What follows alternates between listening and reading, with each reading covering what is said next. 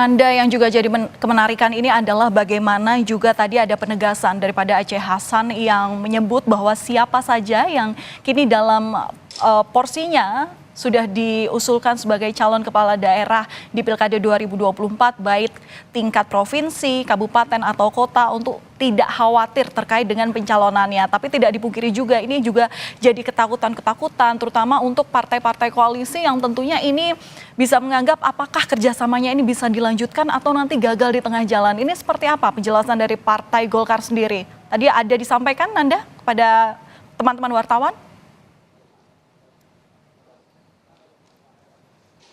Aceh Hasan tadi menyinggung soal itu, Valen, tapi ia menegaskan sebenarnya terkait dengan dinamika yang terjadi ini tidak berpengaruh apapun terhadap calon yang akan diusung. Begitu sementara yang ia sampaikan. Namun ke depan kita tidak tahu mungkin ada perubahan lain dan lain sebagainya.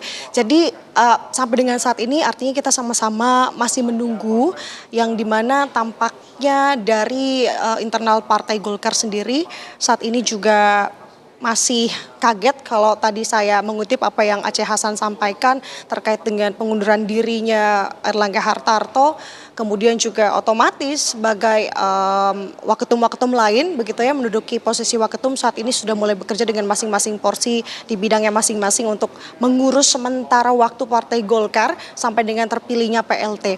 Nah ini menarik Valina juga saudara, lagi-lagi saya sampaikan karena menjelang pilkada ditambah dengan pengunduran diri Yusuf Hamka rencananya yang informasinya akan disampaikan besok ke DPP Partai Golkar. Kita akan konfirmasi terkait dengan hal tersebut.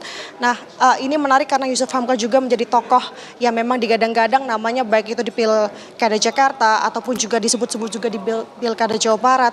Namun akhirnya sekarang mengundurkan diri, menyusul dari mengundurkan diri Ketum Golkar Erlangga Hartarto. Sebenarnya apa yang terjadi di tubuh internal Golkar ini yang kita akan cari tahu bersama. Karena informasinya kita juga belum ya Valen bisa mewawancarai atau mendengar statement secara langsung dari Erlangga Hartarto karena memang posisinya saat ini Erlangga akan bertolak ke IKN untuk menghadiri rapat kabinet pertama di IKN besok. Jadi sama-sama kita menunggu update-nya dari lapangan, Valen. Oke, Nanda, penegasan ini sebagai penjelasan juga ke publik begitu ya. Berarti sampai sekarang untuk surat pengunduran diri dari Erlangga Hartarto itu belum diterima jajaran pengurus DPP atau adakah komunikasi yang menjadi alasan apa yang melatar belakangi Erlangga Hartarto ini mundur sebagai ketua umum?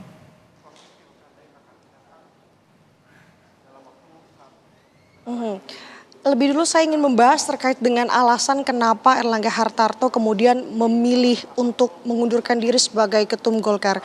Kalau kami kutip apa yang ia sampaikan melalui videonya, surat pengunduran diri ataupun video pengunduran diri, ada beberapa alasan. Salah satunya adalah ia ingin memastikan stabilisasi selama transisi pemerintahan Jokowi ke Presiden terpilih Prabowo Subianto. Nah, itu setidaknya alasan yang ia sampaikan. Kemudian kalau kita mengutip apa yang sebelumnya Waketum Golkar Ahmad Doli pada siang hari tadi juga menyampaikan statement, namun tadi dalam preskon memang tidak disampaikan lebih detailnya, lebih jelas pada tadi siang. Ia adalah memberitahu bahwa ini untuk membuat pilkada smooth ataupun lancar.